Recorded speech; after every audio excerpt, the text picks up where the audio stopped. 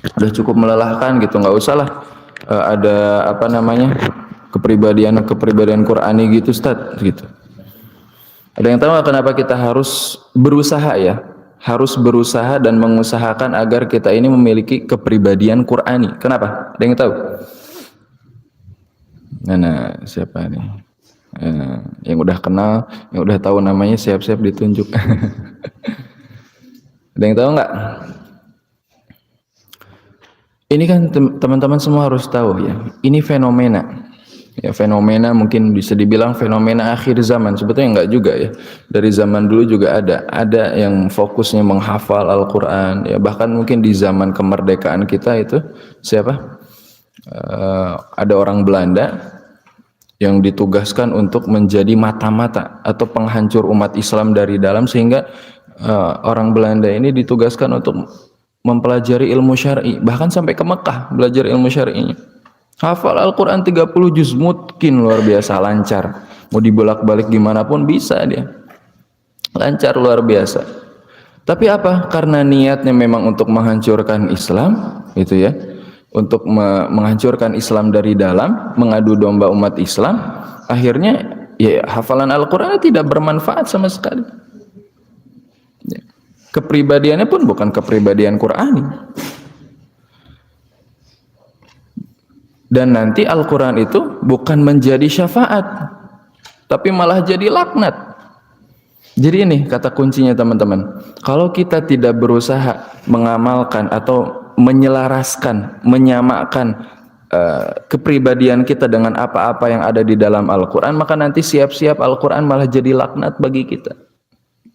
Kata Al-Quran, wala taqrabuz zina. Kitanya malah cetan sama misalkan sama akhwat gitu ya, sama lawan jenis. Terus apa lagi? Wala yaghtab ba'dukum ba'dha, enggak boleh kita itu bergibah. Kata Al-Quran seperti itu. Di kamar kalau misalkan lagi pada tidur malah curcol gitu ya, malah ngegosip, malah gibah, jangan. Ya.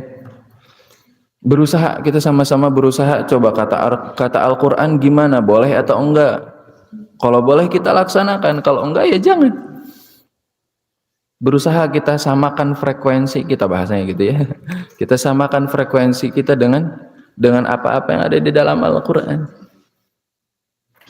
Kenapa tadi kata Ustadz, kenapa harus menyamakan, berusaha untuk menyamakan?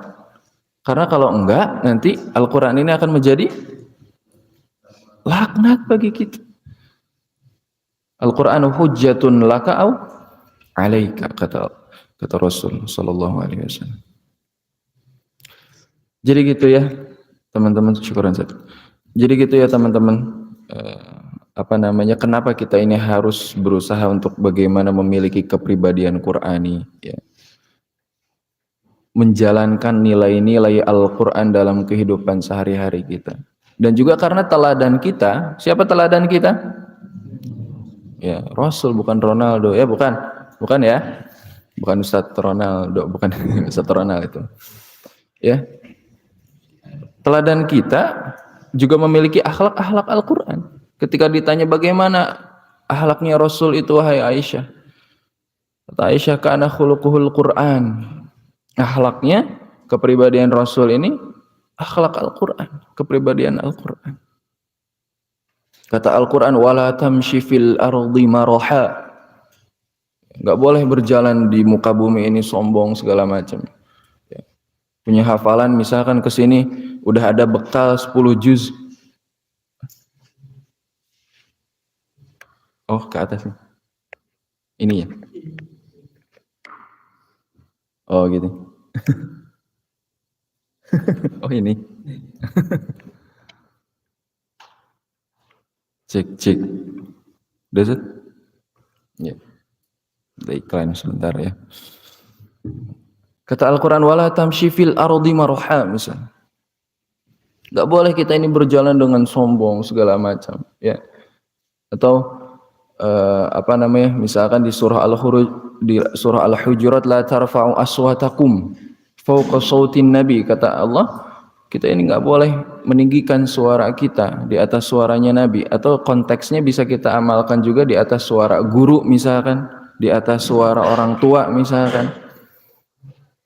Saya waktu dulu di Bekasi ada santri itu ya, ketika dilarang udah jam 7 ini nggak boleh, udah nggak boleh megang HP, udah habis waktunya penelponan, dia marah gitu, wah apa sih gitu, sampai dilempar HP-nya. Nah kayak gini nggak boleh ya. Ada ustadz misalkan apa namanya ya, kalau misalkan jauh gitu ya, manggil ustadznya takutnya kejebur ke got misalkan, ya udah bilang aja, Ustad, awas Ustad, hati-hati, nggak apa-apa. Ini kalau lagi ngobrol biasa, berkomunikasi, ya jangan lebih tinggi suaranya. Nah ini nilai-nilai Al-Quran teman-teman semua, ya komplit semuanya ada di dalam Al-Quran. Jadi itu apa namanya, kenapa kita harus berusaha untuk memiliki kepribadian Qur'ani agar Al-Quran ini tidak menjadi laknat bagi kita. Na'udzubillah, summa na'udzubillah. Baik, sebelum masuk Ustaz mau nanya nih, teman-teman tahu nggak apa itu Al-Quran? Atau ada yang nggak yang bisa menjelaskan definisi Al-Quran? Atau apa mudahnya ya? Ya bolehlah, silahkan coba. Aina Kudama, aina Kudama. Tulab Kudama mana? Santri lama coba. Ayo berani jawab. Dalam forum-forum seperti ini, kalau misalkan ada pemateri, ada ustadz yang mempersilahkan untuk apa namanya mencoba menjawab, silahkan coba jawab. Ini latihan mental gitu teman-teman ya. Latihan mental. Kalau misalkan untuk menjawab di forum seperti ini masih takut, nanti gimana kalau misalkan berhadapan langsung dengan masyarakat yang beragam ya. Ayo coba, ada yang bisa nggak? Nggak apa salah juga, silakan. Ya saya tunggu ya. Ayo, mana santri namanya? Pada nunduk nggak mau ditunjuk. Ya sudah. Al-Quran. Al-Quran ini dari bahasa Arab tentunya. Dan ini setiap isim, nih dengerin ya, setiap isim, setiap kata benda, atau mungkin yang belum tahu, setiap kata benda yang wazannya atau polanya itu fu'lan, ingat, tulis aja, walaupun santri baru nggak ngerti, udah tulis aja, nanti insya Allah akan ngerti di kemudian hari. Setiap isim atau kata benda dalam bahasa Arab yang wazannya atau polanya itu fu'lan, itu menandakan bahwa objek tersebut atau benda tersebut atau kata benda tersebut itu memiliki makna berada di atas, kedudukannya berada di atas yang lainnya. Kedudukan benda tersebut atau objek tersebut itu di atas yang lainnya. Contohnya Al-Quran artinya bacaan, tapi karena wazannya atau polanya fu'lan, ya nggak apa-apa, nggak ngerti tulis aja, insya Allah nanti teman-teman akan ngerti suatu hari nanti ya. Catatan itu paling penting, nanti kita bisa murojaah ketika di kelas atau di halaqah mungkin. Al-Quran itu artinya bacaan, tapi karena wazannya atau polanya fu'lan, ya, artinya Al-Quran ini bacaan yang kedudukannya berada di atas bacaan-bacaan yang lainnya. Gitu, ngerti nggak? Paham ya? Jelas ya? Al-Quran artinya bacaan, tapi karena wazannya atau polanya itu fu'lan, ya, maka memiliki arti bahwa Al-Quran ini adalah bacaan yang kedudukannya atau levelnya berada di atas bacaan-bacaan yang lainnya.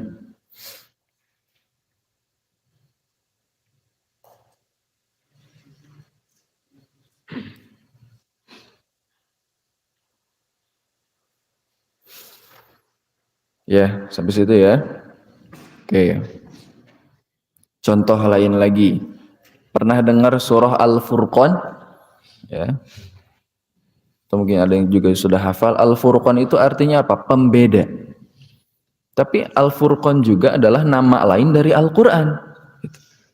Jadi Al-Furqan ini adalah sebuah pembeda yang memang kedudukannya di atas dari pembeda-pembeda yang lainnya. Artinya apa? Al-Quran ini, ketika seseorang ini sudah mendapatkan cahaya Al-Quran di dalam hatinya, maka akan berbeda gitu. akan berbeda dengan orang-orang yang belum mendapatkan cahaya Al-Quran ini. Makanya bahasanya Al-Furqan, memiliki kedudukan atau level yang berada di atas pembeda-pembeda yang lain. Itu contohnya ya. Al-Quran, Al-Furqan, Husban, terus apa lagi? Ya, bahasa Arab tuh banyak yang wazannya seperti itu. Nanti mungkin silahkan tanya ke ustadz-ustadz yang lainnya gitu ya, untuk mendalami atau memahami apa sih maksudnya ini gitu. Itu secara bahasa Arab. Secara bahasa Indonesia di KBBI, di Kamus Besar Bahasa Indonesia, Al-Quran ini adalah pedoman umat Islam yang harus dibaca, dihafalkan, dan diamalkan. Kalau di KBBI ya, cuman sampai situ. Tapi kalau kita ditambah, harus ditadaburi dan juga didakwahkan. Ya. Kalau definisi kita di pondok kita ini ya, harus dibaca, dihafal, ditadaburi, diamalkan, dan juga didakwahkan. Berapa itu berarti? 5. Baca, hafal, tadabbur, amal, dan dakwah. Silahkan tulis yang 5 ini. Ya, karena ini akan menjadi poros penting bahasan kita di buku Tarbiyah Syahsiyah Qur'aniyah.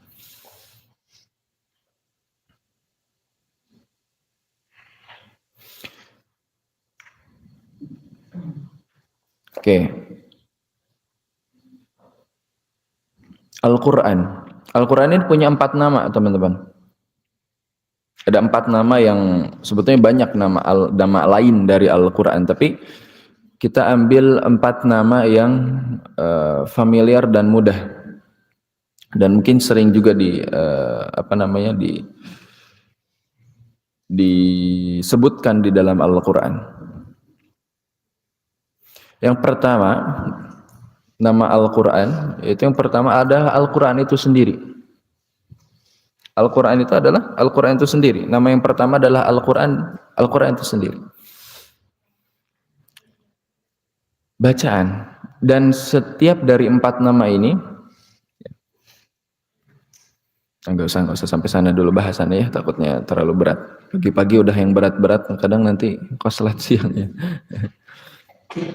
Ya. Al-Quran ini memiliki mukjizat. Ya, mukjizat di mana? Di bacaannya. Di bacaannya ada mukjizat. Teman-teman pernah dengar kisah Umar bin Khattab masuk Islam? Ya. Bagaimana perangainya Umar bin Khattab itu yang keras luar biasa. Tahu Umar bin Khattab sebelum masuk Islam enggak? Hah? Oh, pernah kenalan. Di mana? Beliau itu premannya Pasar Ukaz. Tahu Pasar Ukaz di mana? Ya, belum ya. Nanti insya Allah kita keluarga besar Taisirur Rahman, santri-santrinya, ustadz-ustadznya, semuanya mudah-mudahan ada waktu kita sama-sama berangkat ke sana ya. Kita ibadah umrah, ibadah haji, semuanya bareng-bareng ke sana. Satu pesawat, masya Allah seru juga ya kalau satu pesawat. Halaqah ini asrama Imam Malik di mana? Hadir di atas misalkan ya, kan pesawat itu ada yang dua lantai, di atas misalkan hadir. Oh, Saka kemana nih? Saka nggak ada nih. Oh, ketinggalan ternyata di bandara Saka. Ya enggak ya. Ya ini doa ya, mudah-mudahan kita sama-sama bisa ke sana. Itu premannya Pasar Ukaz, Umar bin Khattab ini. Perawakannya tinggi, besar, luar biasa. Kalau berjalan sama Khalid bin Walid, ya dikatakan kalau Umar bin Khattab jalan bareng sama Khalid bin Walid itu bagaikan ada 100 kuda yang jalan gitu. Karena derap kakinya tuh kenceng. Gitu. Dan tinggi besar luar biasa. Oh, musuh-musuh pun takut ngelihat kayak gitu. Ya, jadi Umar bin Khattab itu jagoan lah gitu. Beliau sering adu gulat di Pasar Ukaz itu. Ya. Tapi masya Allah, itulah Al-Quran. Ketika Umar bin Khattab memergoki adiknya, ternyata sudah masuk Islam, beliau marah luar biasa. Beliau ambil Al-Quran itu dari tangan adiknya, dibaca. Masya Allah ya, ini jalan hidayahnya Allah ini. Dibaca coba. Kalau Allah nggak berikan hidayah mungkin langsung dilempar, langsung dibuang, langsung dibakar gitu ya. Tapi Allah sempatkan berikan kesempatan untuk Umar bin Khattab ini baca dulu, dibaca. Ya. Apa yang dibaca? Surah Taha, ma anzalna 'alaikal Qur'ana litashqa. Ini juga bisa jadi pegangan teman-teman. Al-Quran itu diturunkan bukan untuk kita merasa jadi sulit gitu ya. Jadi susah, banyak aturan ya ternyata hidup. Enggak. Ya mungkin berasa sulit di dunia. Tapi di akhirat insya Allah nanti teman-teman akan merasakan, oh iya gitu ya. Inilah hasil dari usaha saya mengamalkan Al-Quran. Dan juga atas dari taufiknya Allah subhanahu wa ta'ala, taufik dan hidayahnya Allah subhanahu wa ta'ala. Gitu ya. Jadi Al-Quran ini ada mukjizat di dalam bacaannya. Dan juga ini pada bawa mushaf enggak ya?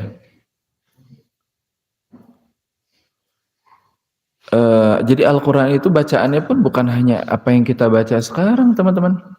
Ya mungkin ada yang baru tahu nih, baru masuk SD. Kalau misalkan nanti ada ustadz atau ada syekh atau siapapun yang baca jadi imam misalkan ya. Terus tiba-tiba baca wadduha jadi wadduhe, jangan kaget. Nah ini saya sampaikan, jangan kaget. Takutnya nanti ada syekh misalkan jadi imam terus baca qiraat yang lain. Kok gini bacanya? Terus dia tiba-tiba dia batalkan sholat, kabur dia ke asrama, bawa koper langsung kabur dari pondok. Dikiranya pondoknya sesat gitu. Nggak hati-hati ya. Saya juga ada teman dulu sempat kaget kayak gitu waktu di pondok. Hampir mau telepon orang tuanya dikira sesat pondoknya. Ya, sebetulnya karena memang bacaan Al-Quran ini bukan hanya apa yang kita ketahui sekarang gitu. Ragam bacaannya itu bukan apa yang kita ketahui sekarang. Nantilah detailnya ya, takutnya liar, takutnya pusing. Nanti itu mah cuman Ustadz sampaikan aja secara umum bahwa ya bacaan Al-Quran pun ada mujizatnya, bikin mujizatnya. Terus yang kedua, nama yang kedua adalah Al-Kitab. Al-Kitab. Al-Kitab. Al-Kitab. Dzalikal kitab la raiba fi. Al-Kitab. Nama yang kedua Al-Kitab. Nama yang pertama tadi Al-Quran, kedua Al-Kitab. Al-Kitab, apa arti Al-Kitab ini? Secara bahasa buku ya. Tapi asal katanya dari mana? Kata bayak tubuh.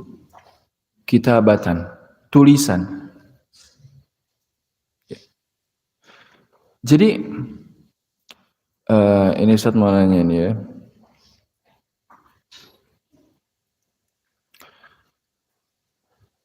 Penulisan Al-Quran ini kira-kira diarahkan oleh Rasul nggak, atau Rasul baca terus sahabat nulis aja seenaknya gitu? Siapa sih penulis Al-Quran itu siapa? Zaid, mana Zaid? Mana Zaid? Zaid yang mana? Itu Zaid. Ya. Seenaknya atau diarahkan oleh Rasul? Tata cara nulisnya begini misalkan. Teman-teman pernah baca Dawud, lafaz Dawud. Lafaz Dawud itu ada wawunya, wu-nya, wu kan wu-nya panjang, betul nggak? Ada nggak wu yang panjangnya itu apa sih namanya? Si huruf matnya itu ya, wawu sukunnya. Wawu sukunnya itu kecil di bawah, betul nggak? Ada yang nggak? Betul nggak, Sat? Ya. Dawud itu kan tulisannya cuma Dawud aja, pendek. Tapi ada wawu kecil di bawahnya, set. Gitu. Ini tulisan tuh. Terus apa lagi? Nih teman-teman harus ingat bahwasanya dulu Al-Quran ini nggak ada nomor ayat, ya, nggak ada apa lagi, nggak ada harokat, nggak ada titik. Jadi kok enaknya harus ada ini ya, ada whiteboard, tapi nggak apa-apa. Jadi tulisan. Ada yang bawa mushaf nggak? Coba satu orang ada yang bawa mushaf? Coba antum deh bawa mushaf, coba cek. Kita cek sama-sama. Harusnya sih mushaf Madinah ya. Ya. Syukur. Nih, mana? Kelihatan enggak? Oh, kalau kelihatan hebat. Ini yang dekat aja ya. Nanti yang dekat kasih tahu yang sana. Terus yang sana terus kasih tahu yang sana. Di tulisan dzalikal kitab aja. Itu tulisannya kalau misalkan kita hilangkan harokatnya itu cuman ka, kaf, ta sama ba. Nggak ada alif alif panjang itu nggak ada. Kalau tulisan imla bahasa Arab tulis kitab gimana? Kaf, ta ada alif gini ya, betul? Ada ba. Ini bukan alif. Bukan alif panjang langsung gitu. Jadi kalau bahasa mudahnya alif berdiri gitu, alifnya di atas huruf ta gitu. Nah, kalau kita hilangkan ini harokatnya, ini kan berarti bisa dibaca al-kutub ya. Atau misalkan kalau ya bisa al-kutub, bisa al-kitab. Jadi di dalam Al-Qur'an ini kalau misalkan kita pelajari ada bacaan yang tidak terdengar, ada bacaan ada tulisan yang tidak terdengar bacaannya, ada ada bacaan yang tidak terlihat tulisannya. Bingung nggak? Udah mulai bingung? Udah mulai bingung? Udah mulai bingung? Ya udah sampai situ dulu aja. Nanti insya Allah lebih detailnya kita sampaikan di kelas masing-masing atau di halaqah ya. Itu yang kedua, sampai situ dulu supaya nggak terlalu bingung, pusing. Yang ketiga adalah az-zikr. Az-zikr.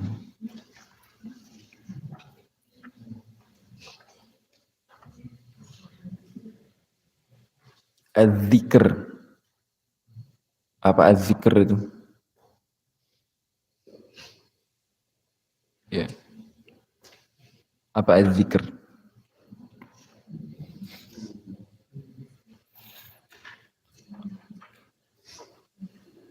Zikir, apa zikir itu?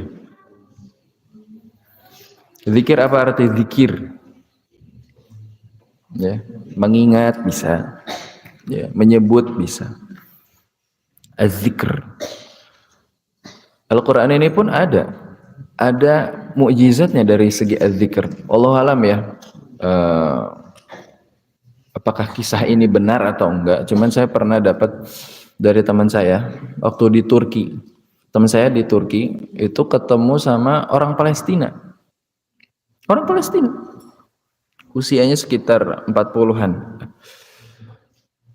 Ditanya akan ya. Yang ngobrol-ngobrol lah. Teman saya dengan orang Palestina ditanya ngobrol-ngobrol. Ternyata orang Palestina ini dulunya saat di Palestina sempat dikurung di dalam sebuah jeruji besi, yang jeruji besinya itu disimpan di dalam tanah gitu. Sudahlah di dalam jeruji besi, disimpan juga di dalam tanah gitu.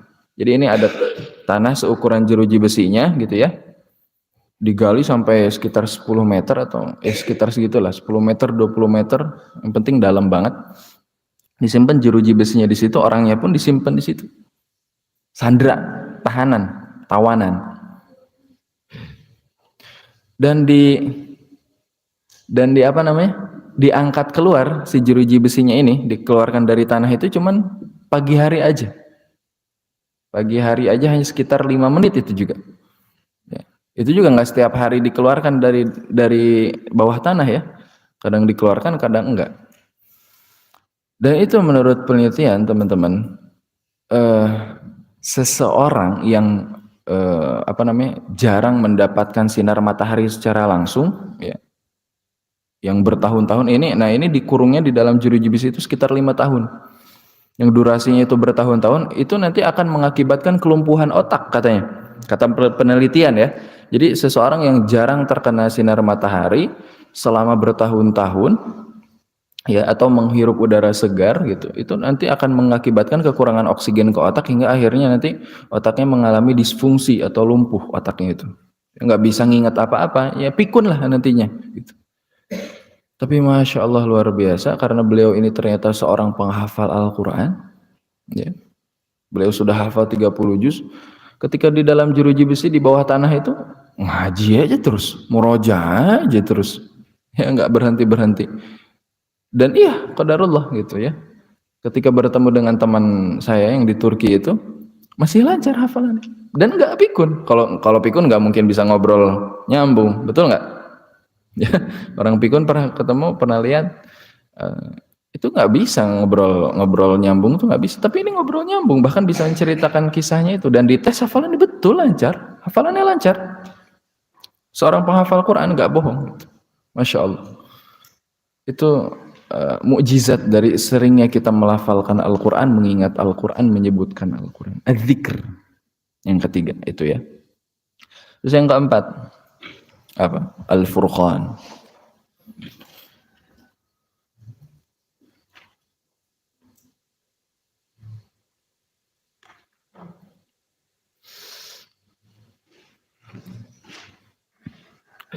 Al-Furqan artinya apa tadi? Sudah disampaikan, pembeda ya. Maksudnya pembeda ini apa? Bisa diartikan sebagai pembeda agar kita bisa membedakan mana yang hak, mana yang batil gitu ya. Dan juga tentunya akan beda. Orang-orang yang sudah mendapatkan tadi cahaya Al-Quran ya, ke dalam hatinya, itu akan beda tutur katanya ya, sikapnya. Dia tidak akan merendahkan temannya, dia nggak akan mau mengintimidasi atau membuli temannya, enggak. Ada temannya misalkan makannya 2 piring, oh dibully, diejek, enggak, udah dia diam aja. Oh ya mungkin dia 3 hari belum makan misalkan gitu. Ya husnudzon gitu.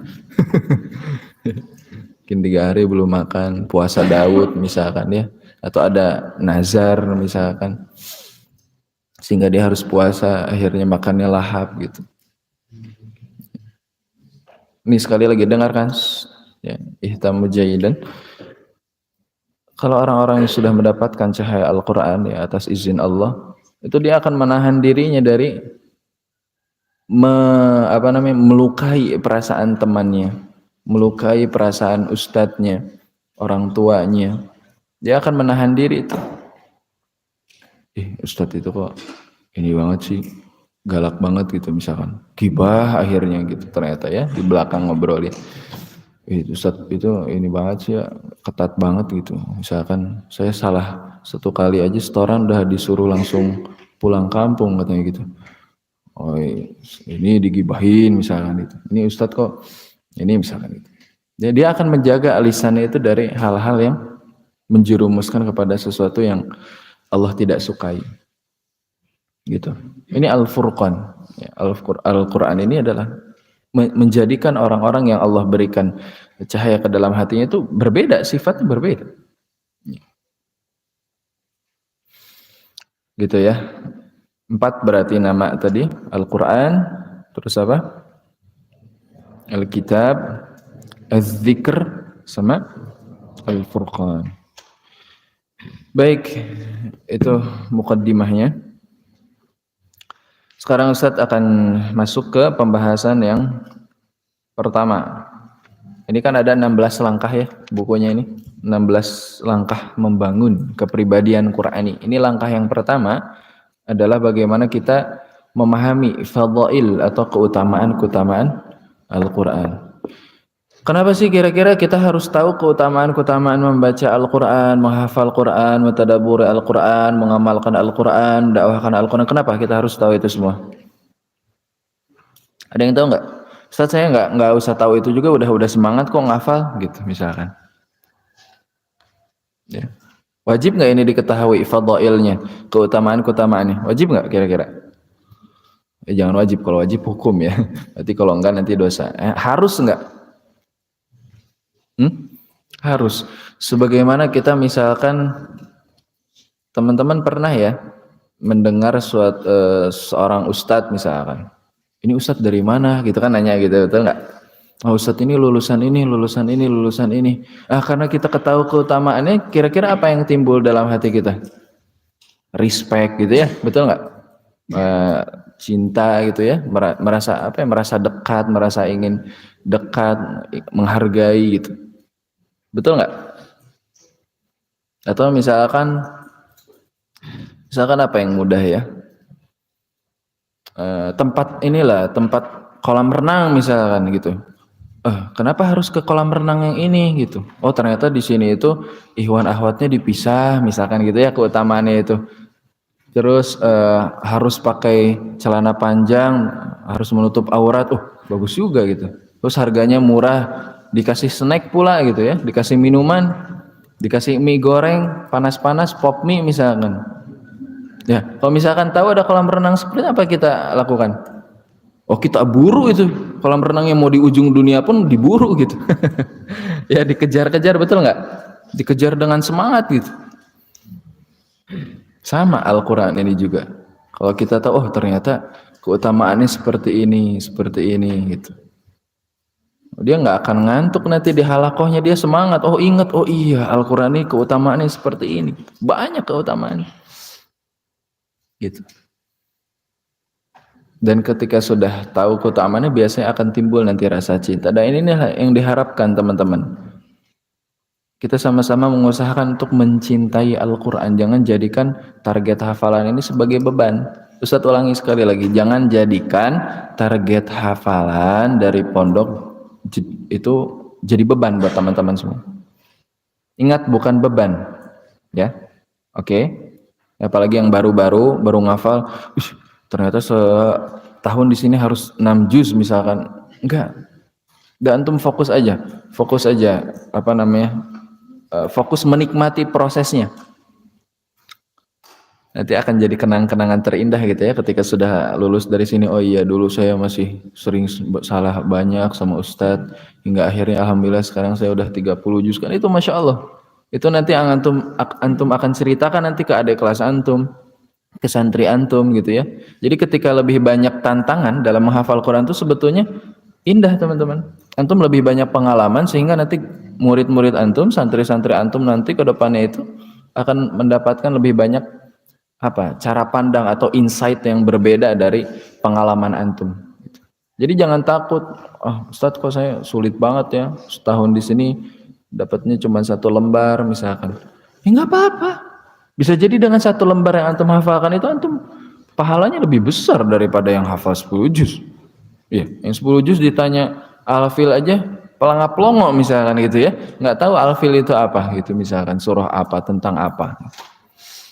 Ya, jadi Ustadz tegaskan sekali lagi, target hafalan di sini jangan dijadikan beban. Ya. Antum fokusnya apa? Cintai Al-Qur'an. Cintai hatimu, baca Al-Qur'an tiap hari gitu ya. Kalau kemarin Ustadz lihat itu siapa? Yang baca bacalah Al-Qur'an gitu, itunya itu ya logo yang diboikot. Ya gitu ya teman-teman semua. Jadi kalau sudah cinta, apapun alasan yang mengganggu itu tidak akan bisa menggoyahkan semangat kita. Ustadz ini Qur'annya kecil banget, saya nggak bisa baca. Kalau sudah cinta itu nggak akan jadi alasan nggak mau ngafal.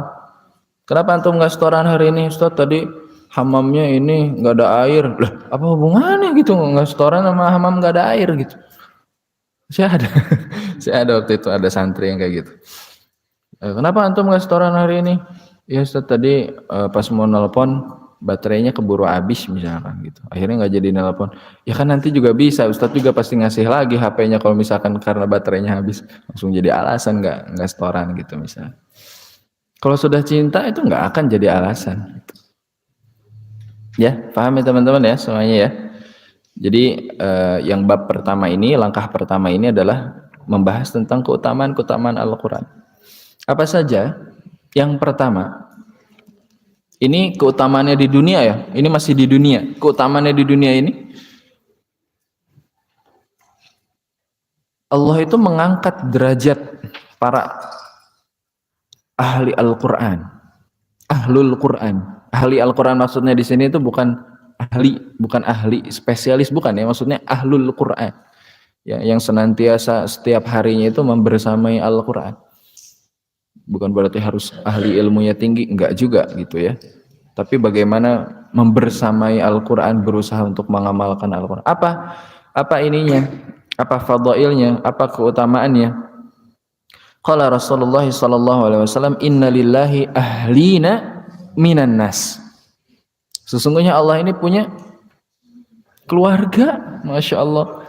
Allah itu punya keluarga dari golongan manusia. Kita kalau misalkan kita misalkan ya punya teman, ternyata teman kita itu sekarang sudah terkenal, sudah jadi menteri, sudah jadi presiden misalkan, atau sudah jadi sudah jadi yang terkenal lah, masuk TV misalkan kemarin Hafiz Cilik gitu ya di RCTI, ternyata masuk TV gitu. Kita ikut senang nggak? Kita kadang misalkan ikut mengklaim, oh dia tuh teman saya gitu ya, betul nggak? Senang ya, kita ikut senang. Atau misalkan ternyata kita ini adalah keturunannya Nabi gitu, Habib misalkan. Senang nggak kita jadi bagian keluarganya Rasul tuh, senang nggak? Ada hubungan darah sama Rasul, senang nggak kira-kira? Senang luar biasa. Ya kayak Syekh kita ya, Syekh Abdurrahman. Beliau ternyata masih ini ya, masih keturunan Nabi.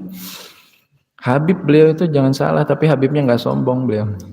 Insyaallah itu harus ditiru ya. Ya nggak usah salim-salim itu ya, nggak usah lebay-lebay, nggak usah. Ya seneng betul nggak? Apalagi ini kalau jadi keluarganya Allah, masya Allah.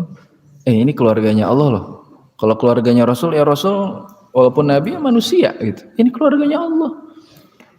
Ada yang mau nggak jadi keluarganya Allah? Mau? Kurang kencang ah. Mau nggak? Apa kata Rasul?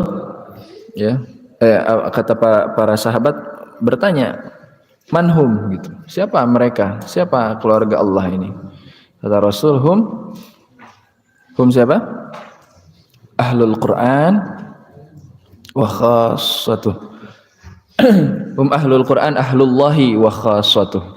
Ya, mereka ini adalah para ahlul Quran yang setiap harinya bersama dengan Al-Quran.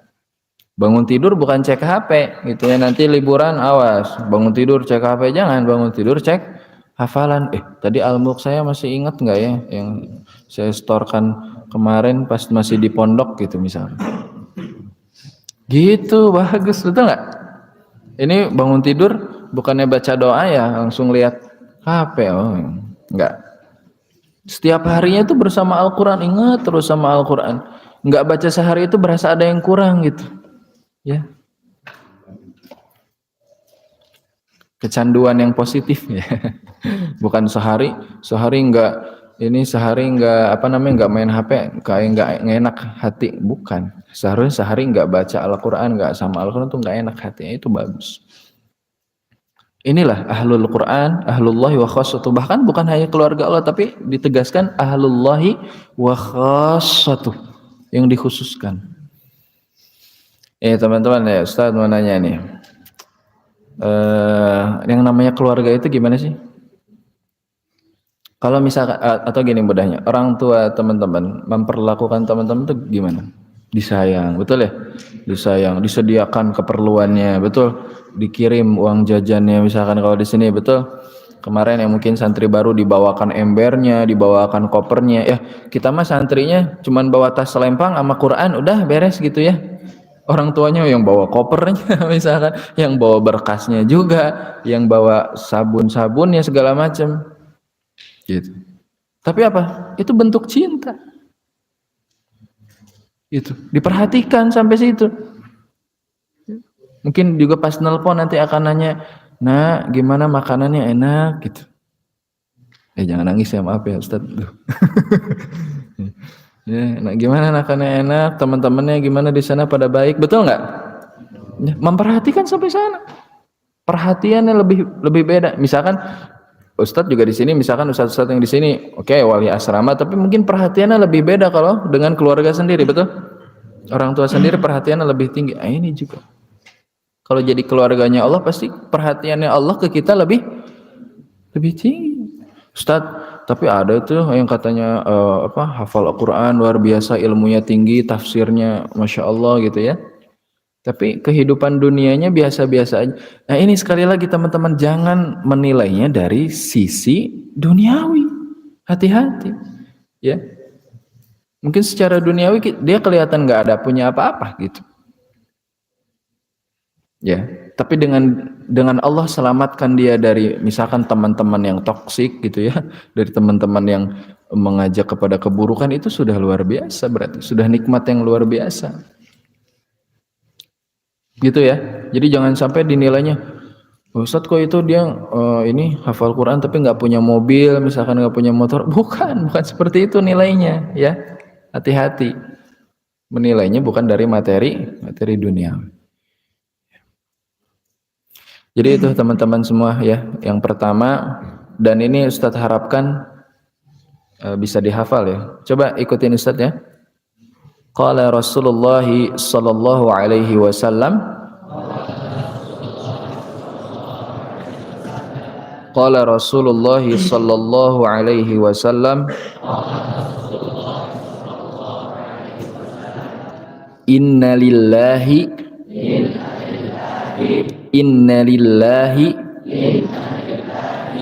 ini mik keluar ya?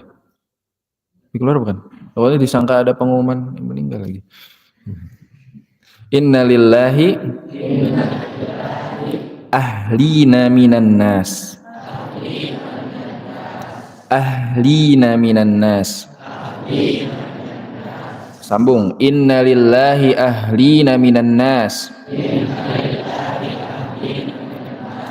Gak apa-apa, masih belepotan gak apa-apa, ikutin aja terus. Inna lillahi ahlina minan nas. Oke, dari awal. Qala Rasulullah sallallahu alaihi wasallam, Inna lillahi ahlina minan nas.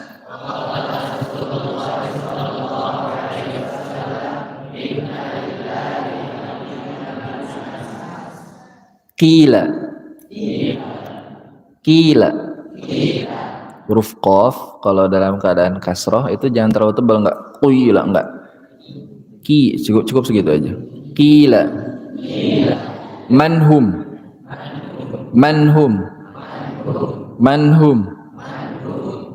Oke, sampai sini. Dari awal lagi ya. Qala Rasulullah sallallahu alaihi wasallam, Inna lillahi ahlina minan nas. Qila manhum ya Rasulullah.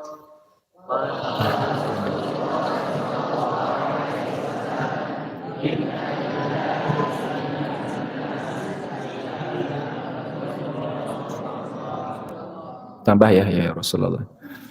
Qala hum ahlul Qur'an, ahlullahi wa khassatuh, ahlullahi wa khassatuh.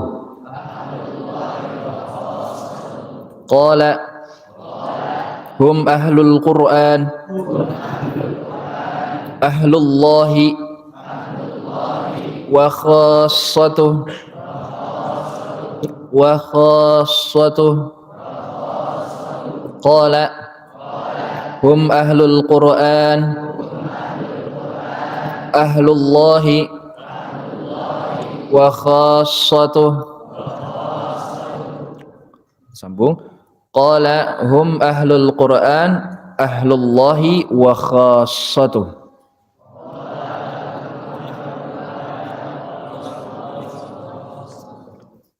Dari awal lagi murajaah. Qala Rasulullah sallallahu alaihi wasallam,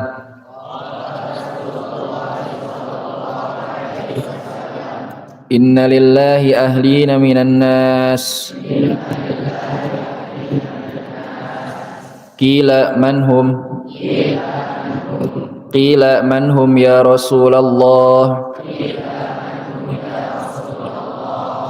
Qala hum ahlul Qur'an,